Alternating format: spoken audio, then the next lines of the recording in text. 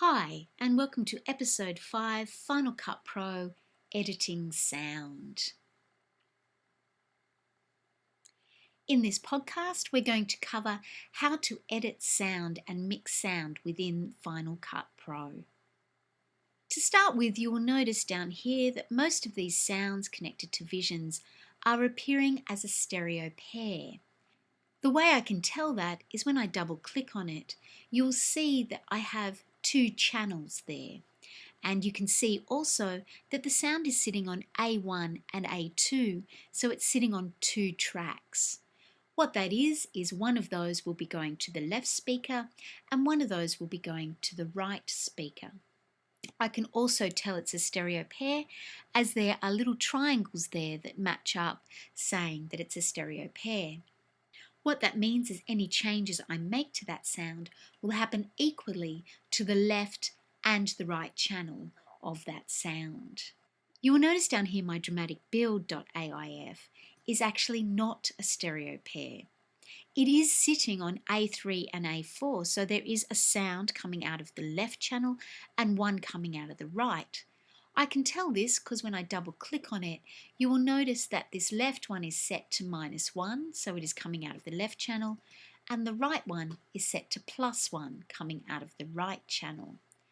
This can be quite handy because then I can actually change the sound coming out of each of the speakers. So I may decide that I want all this sound to come out of the right speaker or to be louder in the right speaker, and I can change that within this system. But usually we want the adjustments we make to happen to both speakers or in both channels. So to make this a stereo pair, I click on one, hold down the shift key and click on the other one so they are both highlighted, and I go modify stereo pair. So now when I double click on it, it will appear as two channels with stereo at the top there and have these little triangles down here. So now any changes I make to that sound will happen to both the left and the right speaker. One other type of sound you might come across is a mono sound. So if I drag in my news climate change sound here into this timeline, you can see that it has mono because it's only sitting in one track, and when I double click on it, it only has one lot of sound up here. Now that is fine, but you will also notice that it is panned center.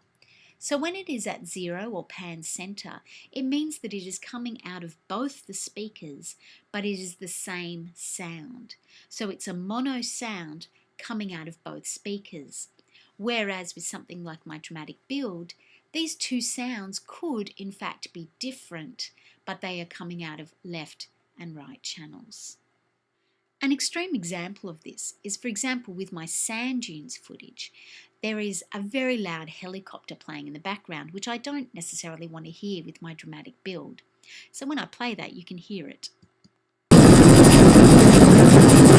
So you cannot hear my dramatic build sound underneath the helicopter, and I really don't want that sound in there at all.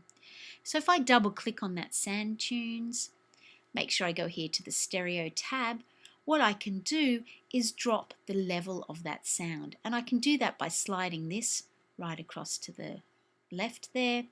I could also type in a level here, or with my normal thing here, I can actually move the pink line up or down to give me the sound that I want. Now in this instance it's a pretty ugly sound and I'm actually going to get rid of it completely. So I've got -infinity dB down there. So now when I play back, all you can hear is my beautiful dramatic build sound. Now not all your changes are going to be that dramatic. For example, over here I have some underwater sounds and some news climate change voice.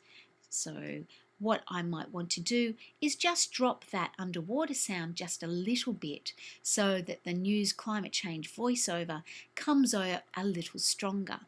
So to do that, what I can do is if double click it, and I could drop that maybe just by sort of -8 dB. So when I play that back, it sits lower in the mix so that you can still hear it, but that the voiceover comes out more strongly. The United Nations Weather Organization has confirmed that 20... Now, another thing that might actually happen is that you might not want to drop the sound for the whole entire duration of that clip.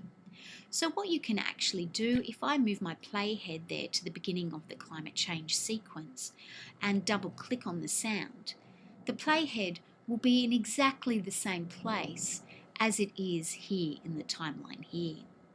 So what I could do in this instance, if I grab my little pointer tool down here, I can actually drop the sound just for the duration of him speaking. So I could drop it right down there, and then I might decide for it to come up a little bit later on.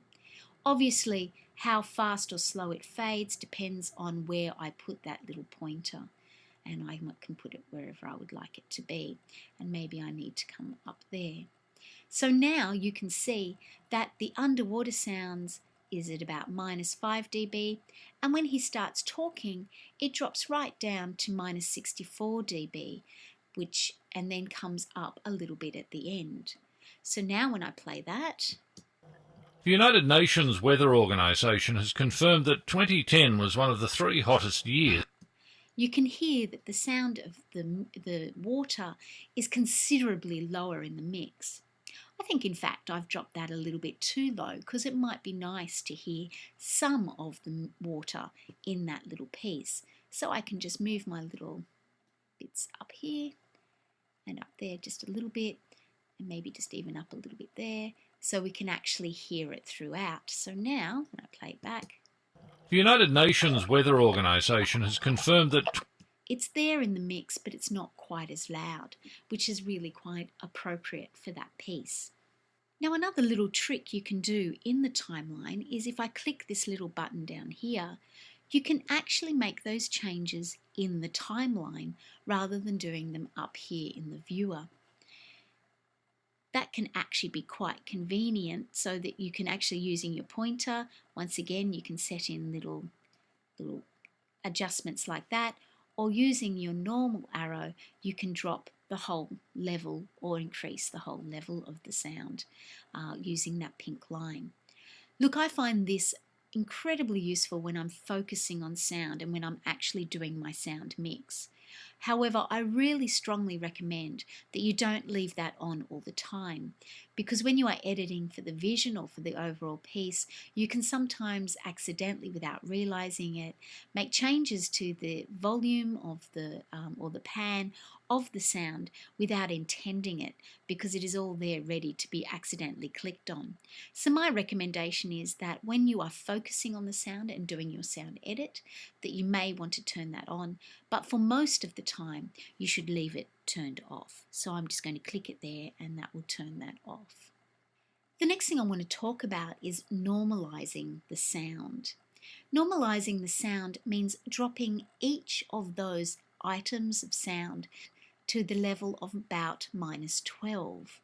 So you will see here with our monitors here, it will actually monitor the loudness was one of the 3 sound. hottest years. And we need all those sounds to be normalized, or around about -12. The reason for that is -12 is just about at the top of the green section and the bottom of the yellow section. So that's kind of the level we want it to work at. If your sounds run in the red section or peak right at the top, it causes distortion in your video. Now, basically what that means is that when you export it and you start playing it back, no matter how soft or how loud you put the volume on the TV or the monitor, the sound will come out distorted. If you export at a level which is around about -12, you will find that your TV can increase the volume and you can have a louder project with no distortion. So in fact, it's much more beneficial, even if you want to play things really loudly, to have it actually normalized at that -12 level and let the television speakers or the sound system that you are playing back on to increase the sound rather than the source file being that increase. So the first step is to actually normalize each sound. Now to do that, for example, for my news climate change sound, I would need to actually be able to play it without hearing the other sounds that are going on there too. So what I can do using this audible button, okay, I can mute tracks 1 and 2 so I can just hear my climate change guy. So when that Confirmed plays that back, 2010 was one of the 3 hottest years on record. I can see that that's pretty much sitting pretty much at that -12 level. So now I'm going to listen to my dramatic build music.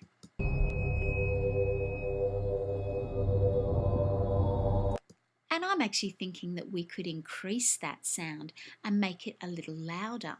So I can double click on that and I might drag the whole overall volume up just a little bit and see how that goes.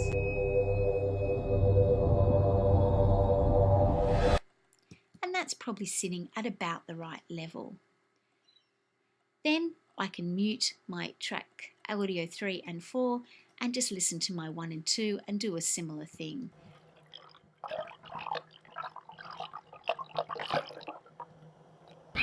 Now my water sounds are well and truly below -12, which is fine.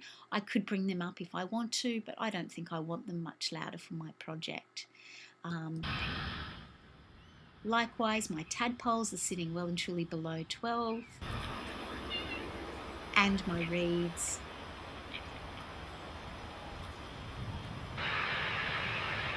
And my sunset. So now I know all my sounds are normalized or below that -12 level. Now I can actually start to play with them and actually change the levels of them to suit me.